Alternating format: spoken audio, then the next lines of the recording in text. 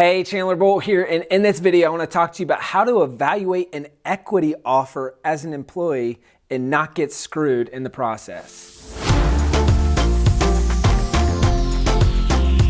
So if you're watching this video, this is probably an exciting point for you, right? You've gotten an offer to work somewhere, but they offered equity as part of the package. So you're trying to figure out, like, what does this mean? Maybe you've never been through this process. And how do I evaluate this and see whether or not this is a true win for me to take this position?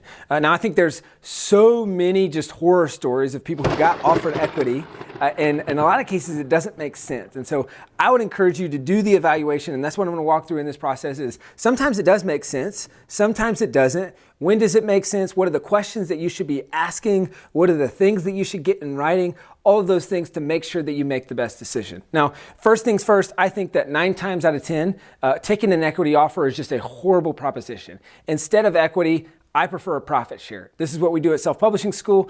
And so instead of equity, equity is only worth something if and when you sell or have a liquidation event. So that means you can have ownership in something, but until money exchanges hands for the possession of that thing, you do not make money.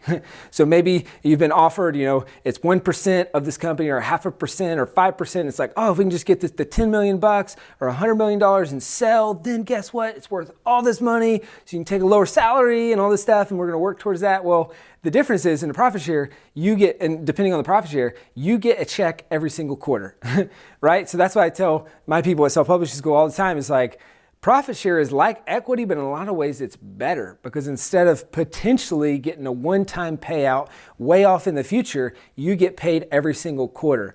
So there's pros and cons on both sides. Like for me, as an employer, like equity would actually keep people at the company for longer. And in some cases, it would be better for my employees.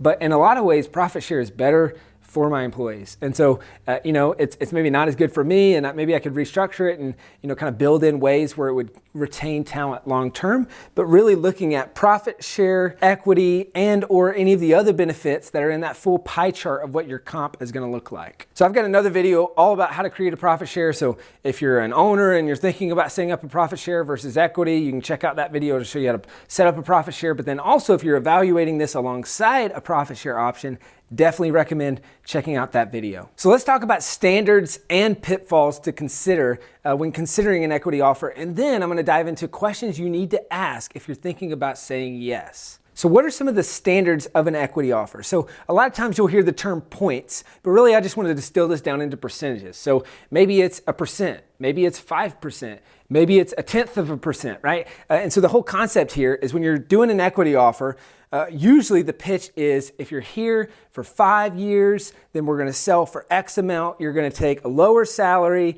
and then your equity is gonna be worth X amount if and when we sell for that point, right? So if you get 1% on 100 million, well, guess what? You're a millionaire, you just made $1 million, we're gonna sell for 100 million, all that stuff. So people get really excited and they kind of get the wool pulled over their eyes. And this is where I see so many people, they just totally get screwed in this process because they think, oh, I'm gonna have this equity.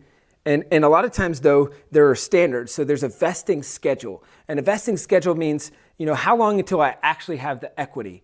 And so in a lot of cases, it's a 4-year vest with a 1-year cliff.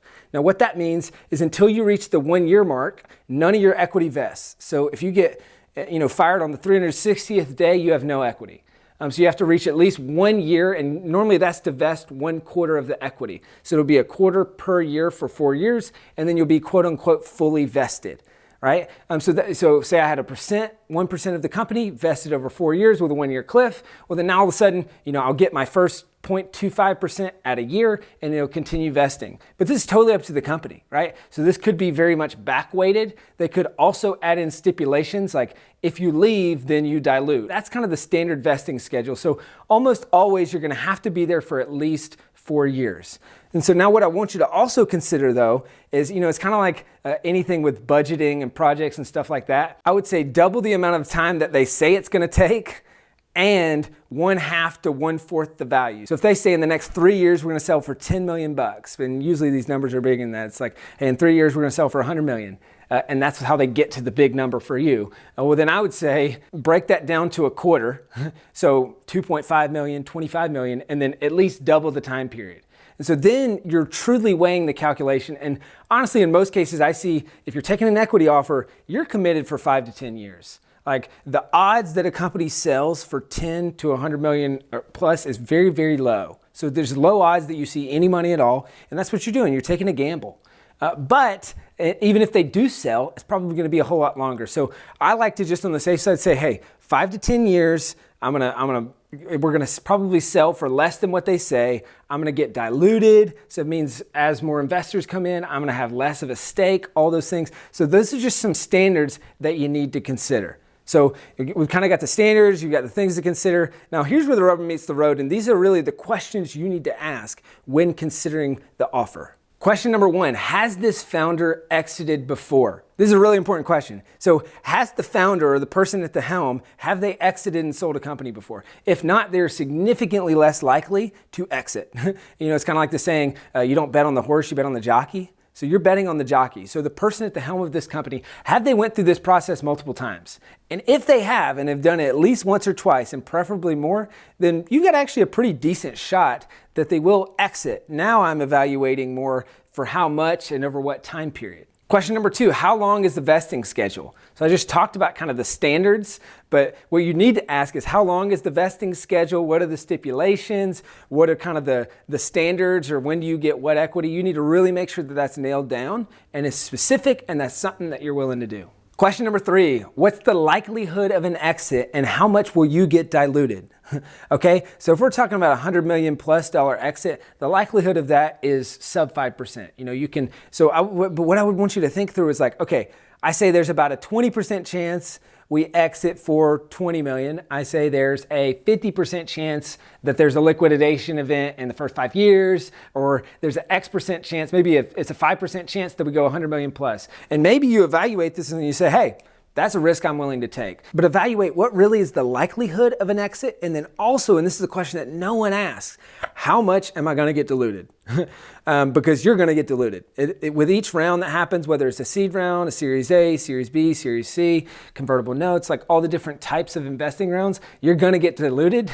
It's not a matter of if, it's a matter of when and by how much, and can you vest or sell before that period. So kind of look through and ask questions about, hey, what's my dilution look like, and evaluate those two things. Question number 4, and this is arguably, I think, one of the most important questions, and this is, does this company have product market fit? Now, what is product market fit? Product market fit means, is kind of exactly what it says, is that there is a base of customers that like buying this product. So the product fits with the market, and there's a supply and demand side, and there's a proof of concept. And so kind of the first in the early days of a startup is finding product market fit. And for me personally, I know that, just kind of looking at companies I've been a part of, companies I've advised for, things like that, is post product market fit is a totally different ball game than pre-product market fit. Pre-product market fit, it's just like beating your head against the wall and pivoting and experimenting. And if you're in marketing or sales, it's really hard because people don't totally get the messaging. And it feels like you're literally beating your head against the wall until one day the clouds part, the sun shines, and you're like, oh my gosh, we finally found it, it's on. Right? And I talked to someone, a friend of mine in San Francisco, he's like, I will never be a part of another company that doesn't have product market fit. And now he's in marketing, and that's super important, because if you don't have product market fit and you're in marketing, then your hands are kind of tied behind your back. So it doesn't matter where you're at, though, for me personally as well. When I'm looking to acquire companies, I want to make sure that they're post-product market fit, because I just know that the pre-product market fit is the most inefficient and unpredictable part of that whole process. So that could take a year, it could take 5 years, it could take 15 years, it could never happen, right? Sometimes you just don't find product market fit. So you need to think about that. And if it's pre-product market fit, I would strongly stop and reconsider, or at least double, if not triple or quadruple the timeline in which it's going to take for that exit, because it's just a totally different ball game. Question number 5, is this a company that I want to be at for at least 5 to 10 years?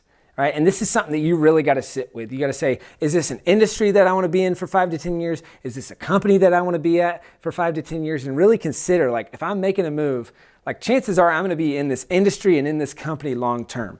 So this is not a, hey, I want to go here for a year and hopefully we exit and see if it works out. You're not going to vest. You're probably not going to exit. Now you've just wasted that time, probably taking a lower salary at the end of the day.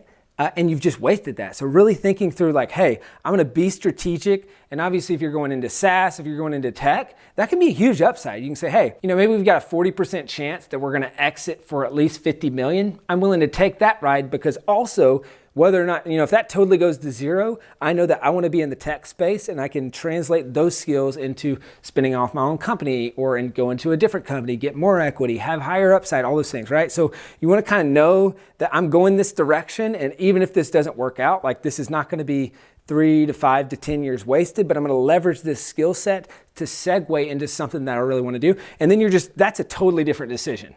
If I know that that's where I want to go, well then I'm looking at the opportunity cost, and the upside isn't so important. Obviously we want that to happen, and that could be life-changing money and all those things, but I know that directionally it's leading me towards where I want to go. Question number 6, and this is really not so much a question as it is just something to consider, is your worst case and best case scenario. And you really need to sit with this. And this is kind of one of my favorite decision-making frameworks, but just really think it through, okay, what's the worst case scenario and what's the likelihood of that worst case scenario? So there's no liquidation event. I spend 5 years of my life on this thing and blah, blah, blah. What's that look like? And then what's the best case scenario and what's the likelihood of that best case scenario? Now, chances are you're already having this conversation, right? And this is the conversation that the founder or the hiring manager or whatever is telling you, like, hey, this is a huge opportunity. You get in the ground floor, right? You got equity, we have this big exit. You're probably already having these conversations, but you really want to evaluate, say, hey, what are the odds that this happens and what are the odds that this happens, and then evaluate and make a decision. So there you have it. Those are the standards and things that you should consider when evaluating equity. Again, I cannot tell you how many people I've just seen totally screwed over by this. They waste years, maybe even decades of their life because people feel an emotional connection to ownership. And equity is ownership. So I want you to, if you're thinking about this, really pause, ask the right questions, and make sure that this is the right long-term move. Because in a lot of places, if you get on the right rocket ships, it truly is, it's a life-changing liquidation event, right?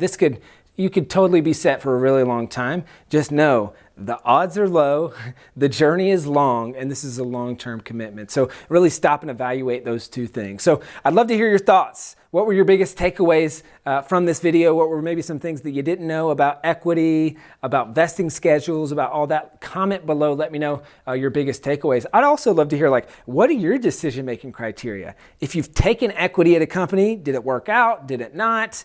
Why not? Are there any things that I should add to kind of this due diligence checklist, kind of standards and things like that? Comment below, let me know. Seriously, take 2 minutes right now. Comment. I'd love to hear your thoughts, takeaways, and what you've seen work or not work for you. So take 2 seconds, 2 minutes, comment below right now. As always, click the like button on this video. Click the subscribe button to the channel and to the podcast as well. And I'll see you in the next video. Talk soon.